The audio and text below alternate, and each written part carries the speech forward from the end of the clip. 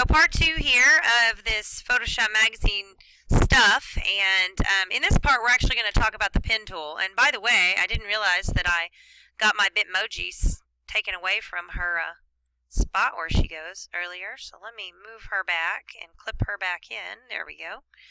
Alright, so here's what it should look like, something like this, your project at this point. And now we're going to add in this information that goes down here and here. Now, these are irregular shapes that are easy to draw, and so therefore I'm going to show you this tool called the pen tool.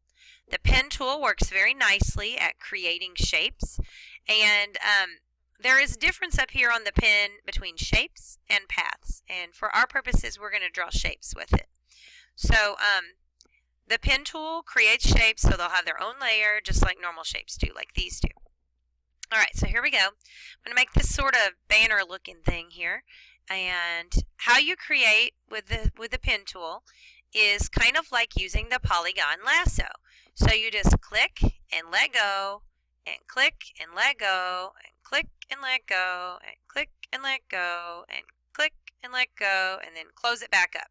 Now this is not the greatest drawing in the world, however, 2 buttons down from the pen tool is this white arrow. You got to click and hold. The white arrow is the direct selection, and if you click on the path you see all the little dots, and then you can move these. So it's really handy because you can fix it afterward. You don't have to draw it perfect the first time.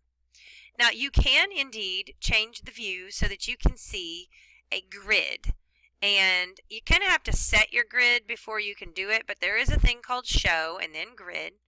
If I click it you'll see boxes everywhere. You can go to Edit and Preferences and Guides, Grids, and Slices if you want to set those grids. So you could say I want grids every 1 inch and I want it divided into 2s or whatever, and then it would reset that. So now I have like way bigger dots to deal with. So then I could be, using the corners of this to kind of line this up how I might want it to be, and then kind of the midpoint. Sometimes it's a little easier if you're using grids. Otherwise, grids get on my nerves, to be honest. But when you press Control-T, then, of course, after you've drawn it, you can resize it and make it however you want. So it looks like a normal shape over here, but truly, I drew it with my pen tool. Now I'm just going to double-click this color and pick this color here so it kind of matches. All right, and that's that. Again, it does not have a border around it. Automatically, there's not going to be one, so I've added a drop shadow on mine. Now it looks like there's a border, but there's not. That's the shape path. When we click off the shape, the path disappears. But when you're clicked on a shape, a lot of times that path appears. So you would just want to add a drop shadow or something to give it a little bit of depth, like we can see there. And again, if you wanted to make any changes, white arrow tool, click on your point, and then you can move them around however you see fit to draw whatever shape it is. Okay? And then back to the move tool to position it. Alright, so there's that one. And then down here, sometimes, and depending on your cover, you're going to see irregular shapes. Like this it looked like 2 rectangles, and I guess technically you could have put 2 rectangles on top of one another. But sometimes it's a little easier if you know that there's going to be words in front of it to put your words on there and then draw your shape around it with the pen tool. So I'm just going to click one time and put some words in. And again, I've been using impact font, so I'm just going to do it again. I am really having a great day. So let's say that's what I'm going to do. Now this is spaced out really far, so character panel. Here's our leading, which is our spacing between lines. I usually start with it at auto, and then I go backwards until I get it like I want it. So say it's kind of like that. I'm going to set it so it's on the right hand side, lined up, and get it into position. Then once it's into position, I can draw around it. Now see how isn't that grid getting on your nerves? It's getting on my nerves, so I'm going to not show it now. Alright, so now I'll just zoom up here, and zoom in close when you're using your pen tool because you'll probably draw a lot better than this thing I did. So you take your pen tool and just kind of create your shape. And again, you can always change it. Now the edge just hangs off, so I'll just start out here somewhere. I will say if you hold down Shift when you're creating with the pen tool, it makes it a little bit easier to draw straight lines. Don't worry about it like hiding stuff right now. We'll fix that in a minute. It's just on the layer in front. Alright, And again, I held shift as I did those so they would make straighter lines. All right, now you're going to get your shape color, whatever the shape is, and I don't know what I used. I just used some other weird color here, so I'm just going to steal this color again. And then, of course, just put it behind your words. And then there you go. So the pen tool's nothing to be afraid of. It's quite simple to use. It's really good for this sort of thing. And then if you reposition your letters, remember, just take that white arrow tool, click on that shape that you drew, and then you can click on the edges and you can just move it in if you need to move it in. Again, if you hold shift, it makes it stay like in little straight areas. So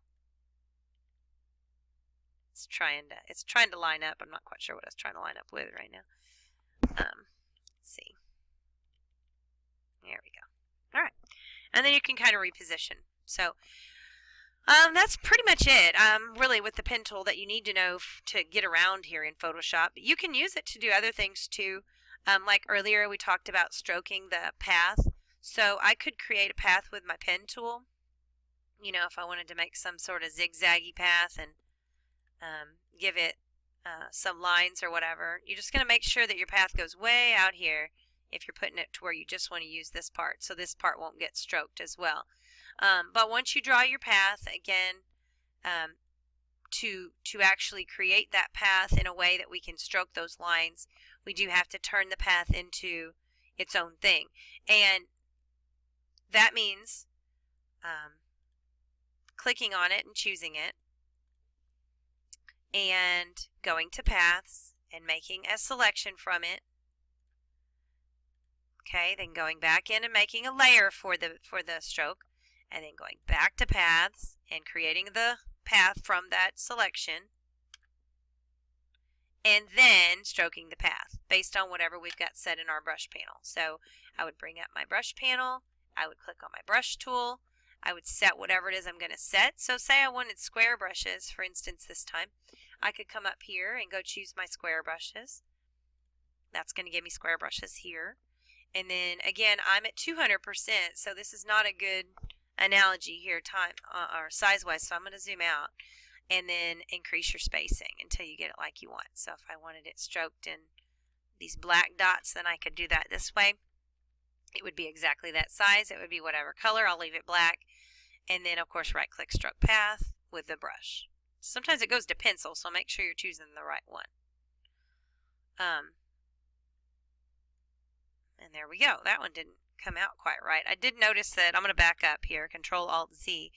I did let it simulate pressure, so let's uncheck that. Still a little bit, here we go. I got just busted by my own thing I've warned you about. My brush was on an opacity of 64%. I need to put it back up to 100. All right, I've undid again, and I'm going to stroke again, and all is well. There we go.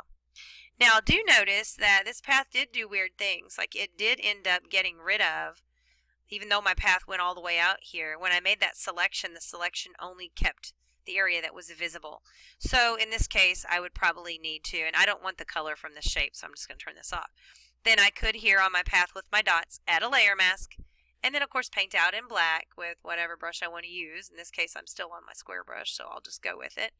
And then just paint out on the layer mask the parts that you don't need. And then you can still Control-T and resize it or whatever. So now I've got a little dotted square line down there at the bottom.